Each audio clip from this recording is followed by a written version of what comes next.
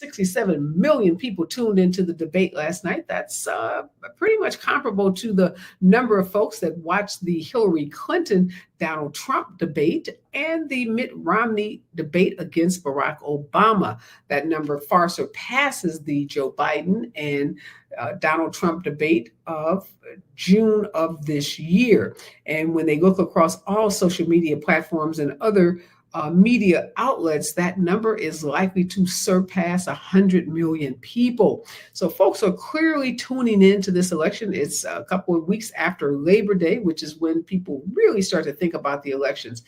A lot happened on that stage last night. A lot of folks are opining about who won the debate.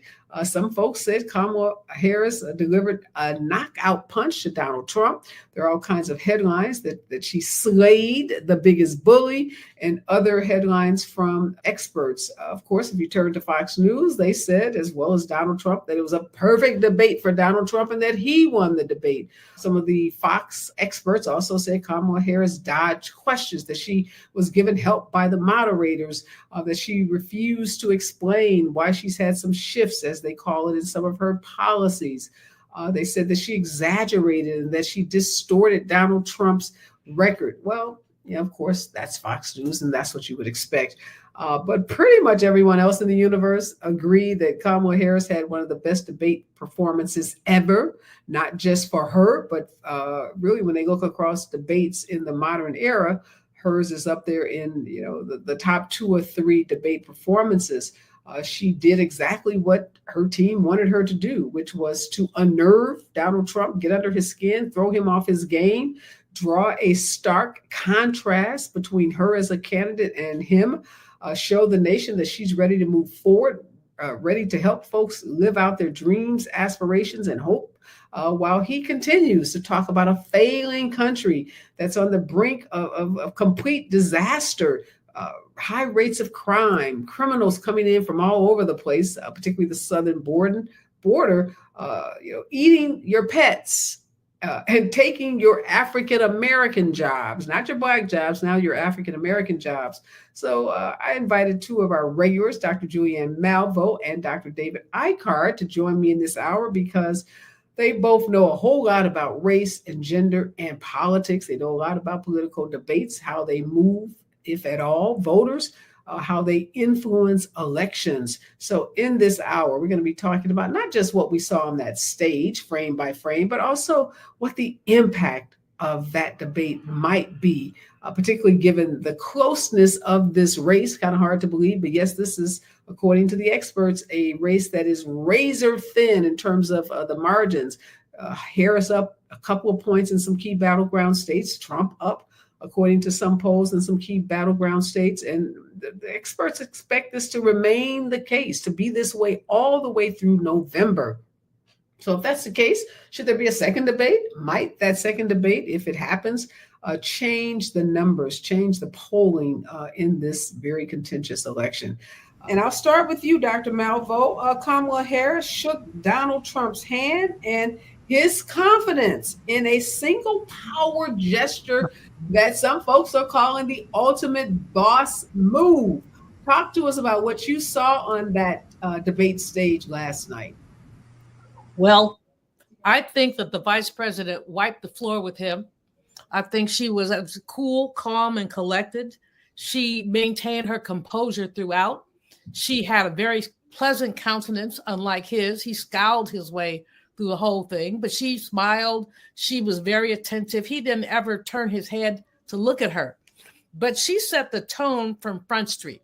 She walked up to him and put her hand out, and that's a confident move. And he knew who she was. She knew who he was, but which is what our parents tell us to do when we walk into a room, introduce yourself to people. When I talk to young people, I always say, don't just come in the room and sit, introduce yourself to people, say, I'm so-and-so. And she did that. And I think that shook him because she showed her confidence. And then throughout, she showed her confidence. She was out to rattle his cage, and she did, because he's incapable of passing over provocation. When she talked about his crowd size, of course, he had to answer that. And he answered the things with the most inane kinds of things. The dogs and cats, and I took the little Haitian comment rather personally. My grandfather was Haitian. People, they don't eat people's dogs and cats. But again, it's the kind of J.D. Vance single cat ladies comment that they seem to make to want to alienate people. The challenge, though, Areva, as you said in your opening, is no matter what happens, this is going to be a very close election. No matter what happens, he's going to screw up. She hasn't screwed up yet, but she might.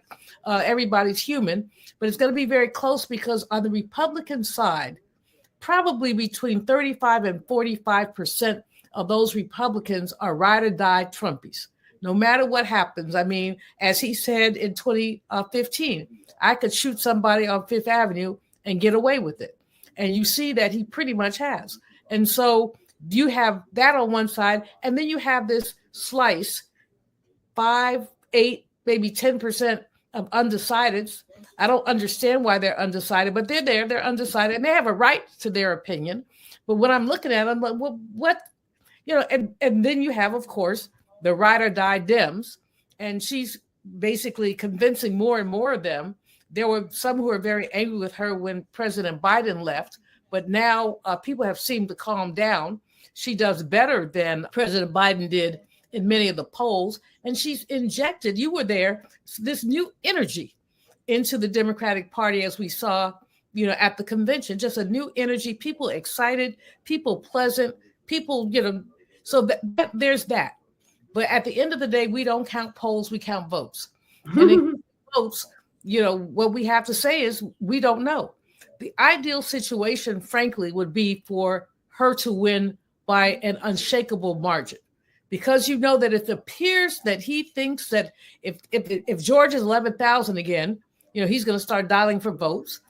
Pennsylvania is close. We know what states are. So ideally, we'd have enough of a cushion that he would not be able to start this mess that he started in 20 about, I really won the election. He still has not conceded that he didn't win the 2020 election. And that's, as she said, he's having some problems with reality, but he's having lots of problems with reality. And we know that. And so this, as everyone has said, she's got, what's going on is great. She's got to dig down and work. And Jim Clyburn gave her advice today. He said that she really needed to get out there. I don't think she has to do another debate. I mean, and he doesn't want to because he'll get his behind whipped again. But I think that she does need to be in town hall meetings. Excuse me. Let me ask you this, Julian. I want to stop you for a second. When he said get out there, what does she mean? What did Jim Clyburn mean by that? Town hall meetings with constituents, unscripted questions, some of the things that she really hasn't done yet. Now, I'm not blaming her. The campaign is new. She's had to totally reshuffle the staff. Not totally reshuffle, but she's had a lot of work to do. And she's had to hit those stops. But now she's got to literally let people ask her questions. She has to be willing to answer questions. And heretofore, the press, the debate was good. I mean, she answered a lot of questions. But for me, as an economist, I need her to drill in on some of these economic programs that she's put out there. I'm going to support her, whatever. And I think her programs are good, but I do think she needs to drill down. One of the questions a lot of people are asking is, okay, you want to give everybody $25,000, buy a new house. What fund is going to pay for that?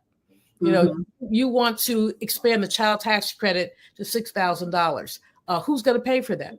I mean, I'm sure she's figured it out, but just tell somebody, because Congressional Black Budget Office and others are going to want to say, okay, so what's the economic impact of this? And as long as she's vague, they won't be an answer. Now, in fairness, that other man has never been specific about anything. So, he has some concepts, Dr. Malveaux, about a healthcare plan. He's going to get back to us with the particulars. We've been waiting about 9 years for those particulars. And that's what I want to ask you, David. You raise a good point, Dr. Malveaux. Yes, as an economist, you would, and your colleagues would want to know the impact of some of these policies. But David, is that a different standard, Dr. Ikard, when we say we need particulars on her policies, when Donald Trump says on a stage, a debate stage, national debate stage, I don't have a plan for healthcare. I have some concepts, and I'm going to, send you some notes a little later, maybe when I'm dead or something. So are we holding her to a higher standard? I mean, of course. And given what happened to Sister Gay out there at Harvard, given what we've seen, how people held Hillary Clinton to a higher standard, and there was no more a politician more qualified and wonkish than she. I mean, she would put you to sleep with all the details of the various plans that she had on the economy and healthcare and whatever. And we see where that got her, right? I think I applaud Kamala Harris because she's been very strategic.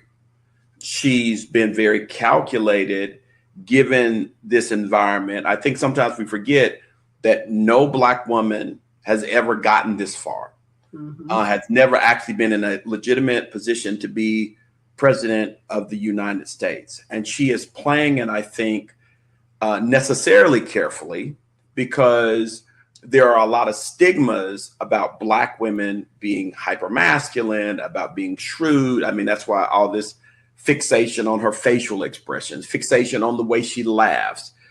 We even see it in the way that people obsessed over Michelle Obama's shoulders and her body. So of course, like she doesn't get to play by the same playbook at those white boys. Can you imagine? Let's put this in a little bit of context.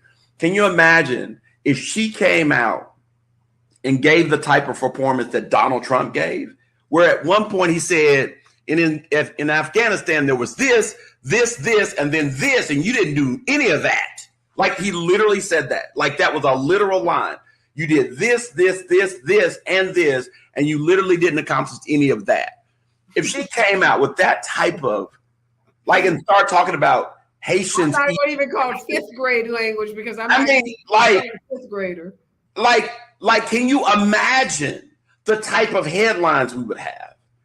And so when you see the bar set for what she's supposed to do, she's got to be tight on policy. She's got to be articulate. She's got to look a certain way. She can't get angry, but also she can't look too soft. I mean, I applaud the fact that she's excited the base, the fact that she's been careful but scripted, but also strong. The fact that with all that noise, she showed up and showed out. I'm going to put my money on this woman knowing what she's doing.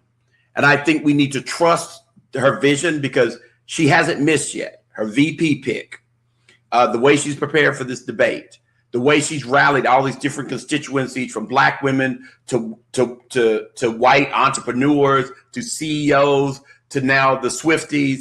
She's playing it very, very well. And I think we should give her credit where credit is due, particularly in the climate historically where Black women are easily vilified, easily villainized, easily held to a much higher standard than the whites in general, and even Black men. Yeah, she's taken the coalition word to a new level. And she told us that last night, 200 Republicans from former Republican administrations, including the former Republican Vice President Dick Cheney and his daughter, former Congresswoman Liz Cheney. That's typically not a part of the coalition. When we talk about the rainbow, Dr. Malveaux, it's usually gays and Black folks and Latinos and Asians and indigenous people. It doesn't typically include some of the most conservative, not just Republicans, but we all remember Dick Cheney was a hardcore conservative Republican, and many Democrats probably loathe.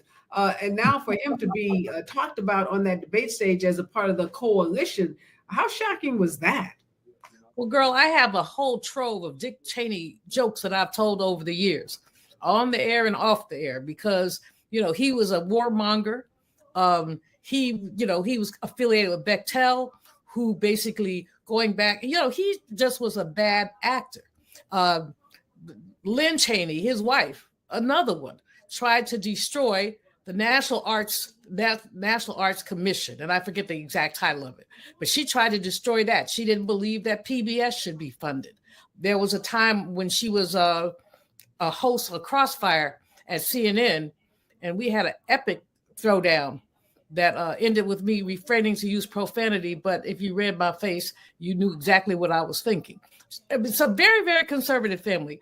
The daughter, she basically although she lives, although she, the thing about that family is that they love the country and they love the Constitution. And they also love the diversity of views, even though they want to have their way. Now, let me not get that wrong. They want to have their way. So what they feel about the orange man has to be extreme to get them to decide that they will not just stay out of it, which many have done. Mitt Romney has done, both Bushes have done, but to actually say, I will vote for Kamala Harris. What he's doing is he's giving other Republicans permission, if you will, to look at Trump through a different lens, from through the lens of, first of all, his unhingedness. That's number one, which was very obvious in the debate, but also from his basically disdain for the rule of law.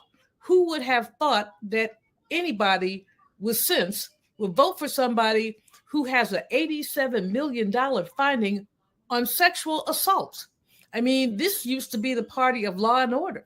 I mean, who would think that 34, I keep calling it 47, I don't know why, but the 34 felony convictions. I mean, you know, as an attorney, how unusual is that? You know, I mean, 34, you know, I mean, my brother only has one and I hardly speak to him. And he just had one.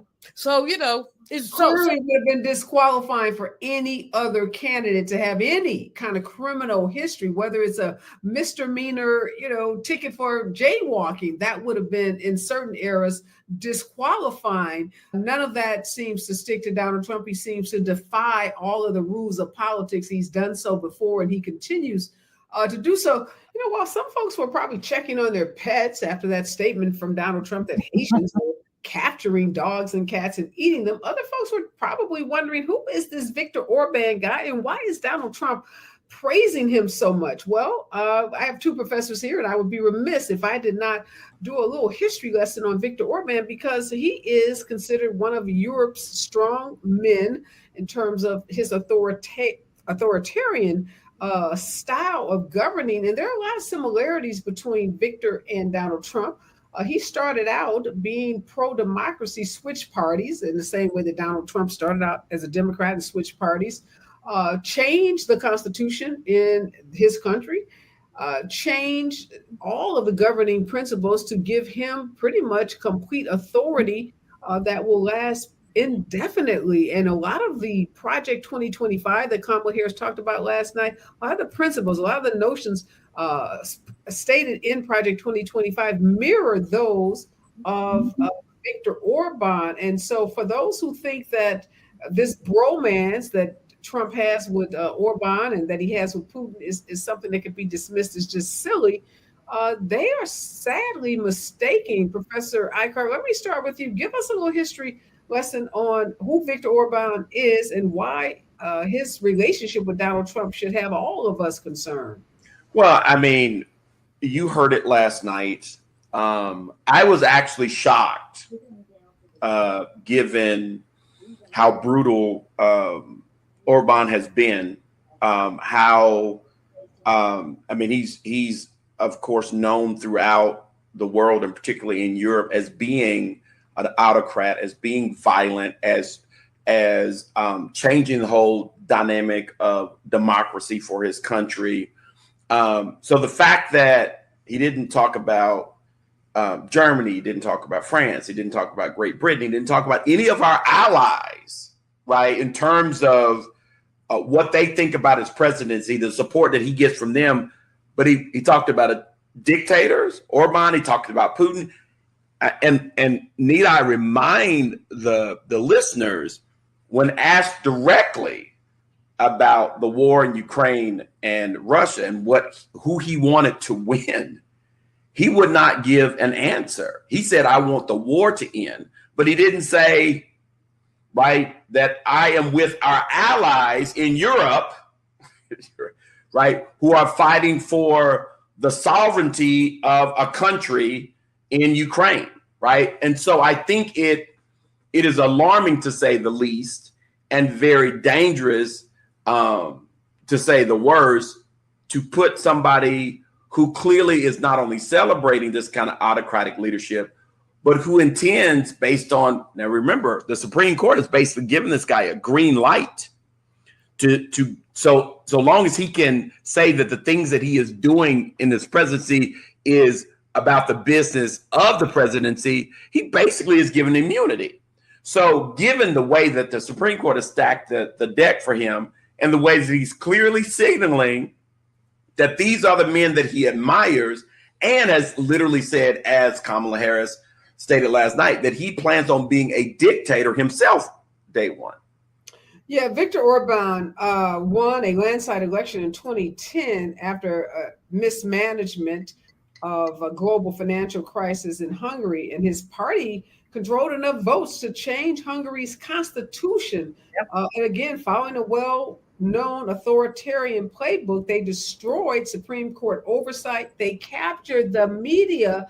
They took over universities. They denounced refugees. He attacked George Soros. He supported traditional family values, and then hoped to expand Hungary's territory at the expense of neighboring countries, including Ukraine. So who does that sound like, Professor Malveaux? Well, you know, he's an acolyte of Vladimir Putin's. We know that. And it's alarming, as Professor Ikard says, it's alarming that of all the world leaders that Mr. Trump could mention, he mentions an authoritarian who basically wants his country to kind of like be the center of the international conservative movement. Not only changing their constitution, attacking refugees and immigrants, really trying to keep down the number of refugees and immigrants that are coming into the country. And, you know, one of the things that a lot of people don't glom in on, but we should, he's closely associated with Benjamin Netanyahu. And so that has some implications as well as we look at what's happening in the Middle East. I'm disappointed, not really disappointed. I'm puzzled, as everyone is, that the United States has not taken a stronger role in getting peace in the Middle East. I mean, we saw at the Democratic Convention, our Palestinian brothers and sisters protesting because they were very alarmed. And the vice president has not strayed very far from the president in the policy towards Israel, although I do imagine that it may be somewhat softer. But the association between Orban and Netanyahu, and they've known each other forever. So they're boys. You know, so that association is troubling in terms of looking at Middle Eastern policy. And I would suggest that those who expect more flexibility in that policy look askance at Mr. Trump. But there are many, many reasons to look askance at him. As I said, there's so many people he could have mentioned that he does have relationships with, although no one takes him without a grain of salt. But to mention that one and only that one tells you exactly what his affinity is and where he's coming from. And so you're right. Orban's, let's be clear, his constitutional reforms basically make it impossible for him and his party to ever be voted out of office. He was elected to a fourth term in 2022, and his party still controls many levers of power, even whenever he decides that he won't run again. And that's what Professor Ikard, Donald Trump told voters: if you just vote for me this one time, you won't have to vote again. And we know Project 2025, again, wants to do away with the Constitution. And Viktor Orban made it so that he can run indefinitely. He's already on his fourth term. We know in our country you have a 2-term limit for president. But if you do away with the Constitution, there'd be no reason why a Donald Trump or those that he put into power could not stay in power beyond that. The takeover of the media, the denouncing of refugees. I mean, these are things that Donald Trump is doing in real time. We don't need him to be president. He's in his run up to be president. He's already demonstrating what he will do. And these are these authoritarian, by the book plays that will lead to the U.S. looking like Hungary. Yeah, I mean, you hit the nail on the head, Areva. I think we conceptualize kind of move towards fascism and this kind of autocratic state as something that just happens overnight, when really, when you look at it historically, these things happen incrementally. right? And what happens is, and if you look at the Trump presidency, I think Dr. Malveaux has said this very, very eloquently. When you actually look at his presidency, he kept setting the bar in terms of like convictions and what would get him thrown out of office. He kept doing a little bit more and a little bit more and a little bit more. And after a while, what we thought was the measure of whether or not somebody could get impeached or arrested, we realized that all of that was wide open. So like I would have never imagined that someone could have all these felonies and not only be at the top of the Republican ticket, but have a very, very legitimate chance of being president again. That tells you how the shift has happened in our country. And I think the thing that's most frightening to me is not only how Trump is moving, but how those folks that are supporting him are moving with him. He can't do what he's doing if that base wasn't supporting his kind of ideology. So what we see is in this country, there's a significant population that would be absolutely okay with an Orban type of government, with an Orban type of organization that would literally dictate that certain people that look a certain way get privileges over those folks that don't look a certain way. We know how white supremacy operates in that universe. Well, one of the most chilling parallels between Orban and Trump, someone has pointed out, has been their media policies. Yes. Orban pioneered a devastating approach to destroying independent media, where he encouraged his rich oligarch allies to buy up media companies and turn them into government mouthpieces or shut them down altogether. Does that sound familiar when you think about Elon Musk buying up Twitter and turning it into the extreme X platform that it is, a mouthpiece for Donald Trump and the extreme right? And now Donald Trump talking about putting Elon Musk in his cabinet or putting him in some very key role of the person who will examine our government to determine, waste and inefficiency. So those folks who are sleeping on this better not sleep on this, because this is all very, very deliberate. When you have Fox News in the cable space and you have X in the social media space, you have two media outlets doing the bidding for Donald Trump. And there are others, but those are two of the popular ones. Again, too many similarities for comfort. Some important facts were checked, particularly around Haitians eating pets, around babies being born and then executed. A lot of effort made, obviously, by those ABC moderators to make this debate a factual debate, which Donald Trump already, folks are saying over 55 exaggerations, if not outright lies, were told by him. And I'm sure by the time all the fact checking is done, it's going to be way more than 55. But the issue of race did come up. When it came up in an interview Kamala Harris did with Dana Bosch, she kind of brushed it off, said, hey, that's the same old tired playbook, let's move forward. But last night, when the issue of Donald Trump saying Kamala Harris just recently became Black came up, she went through a litany of ways that Donald Trump has tried to divide the country, ways that he has discriminated against African Americans, talking about the ad in the New York newspaper for the Central Park 5, the discrimination in housing against Black residents, the birther lie about Barack Obama. Professor Ikard, you're a Black history professor. How do you think she handled that response? Was it enough? Was it too much? And what would you have liked to have seen if you didn't like the response?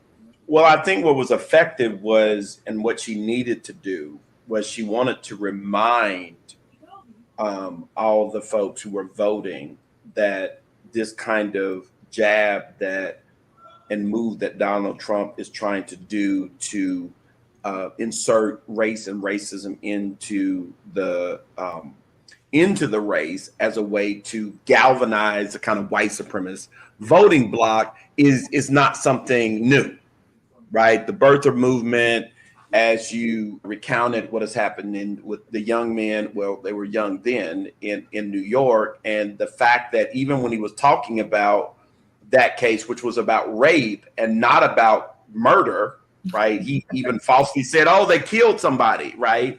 And so it was important, I think, throughout her whole debate to remind people about who this dude was and is, including what happened during the storming of the Capitol, right? The storming of that resulted in all of those, injuries to those police officers and several deaths.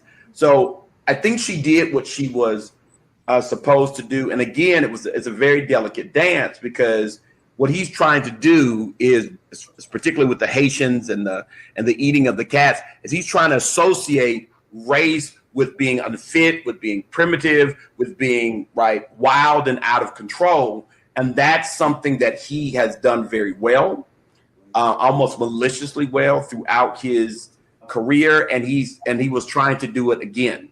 Right. And so she anticipated that, her people anticipated that, and her comments, I think, were on point, reminded people that he's also been discriminatory in his business dealings. And I think that was a move that really backfired for him.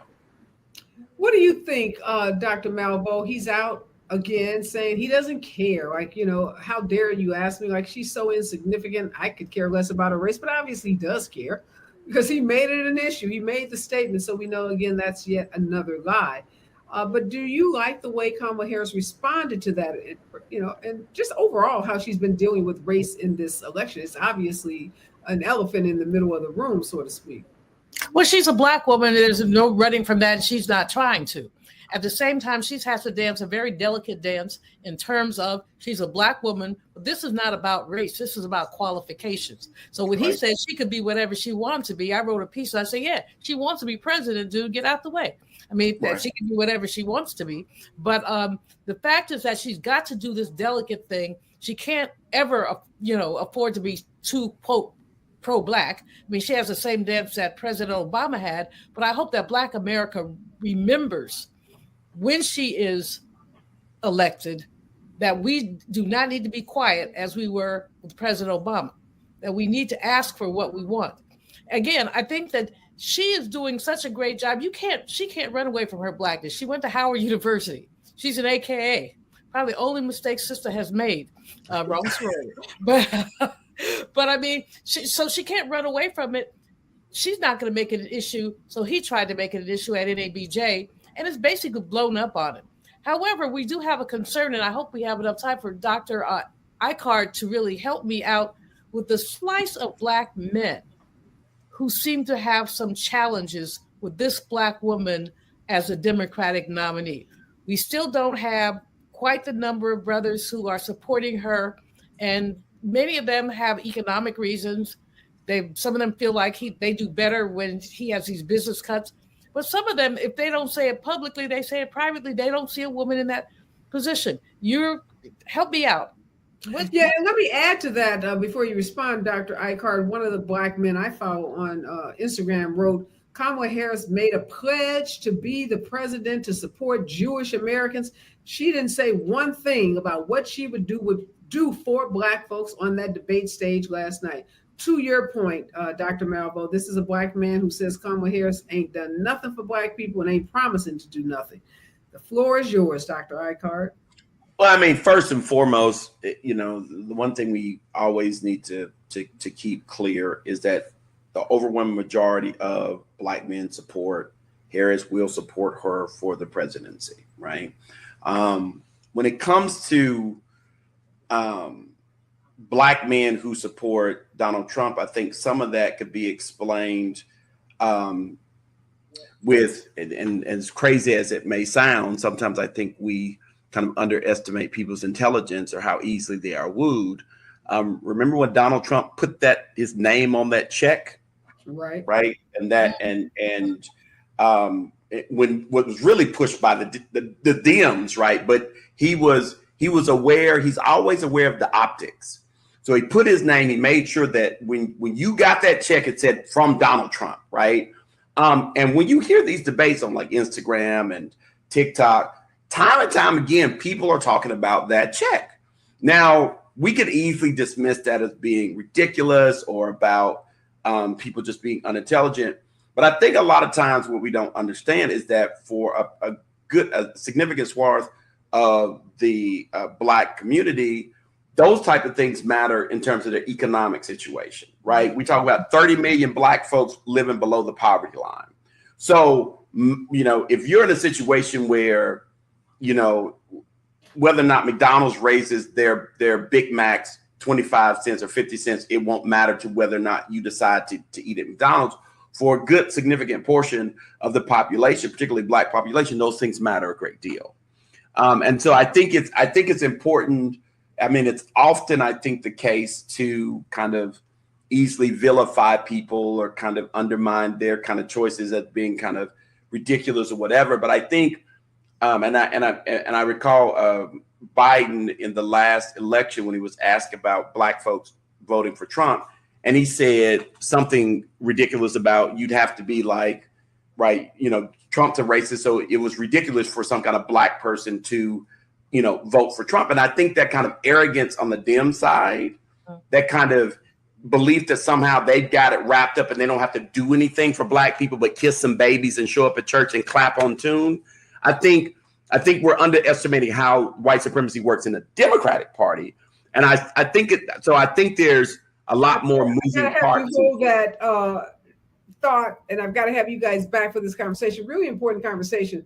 Kamala Harris's team has been talking to Black men in particular, trying to address the very thing you said, Dr. Ikard, is this notion that just because you are a Democrat means you should be voting for Kamala Harris, or just because you're Black, you should be voting for her. But go deeper into that, because even when some of us try to dispel this notion that automatically they should get your vote and start talking about things that impact the Black community that she has done, there's still a resistance there. So we got to talk about misogyny that goes beyond just the economic issues. But we are out of time, but that means we just have to come back to have this conversation.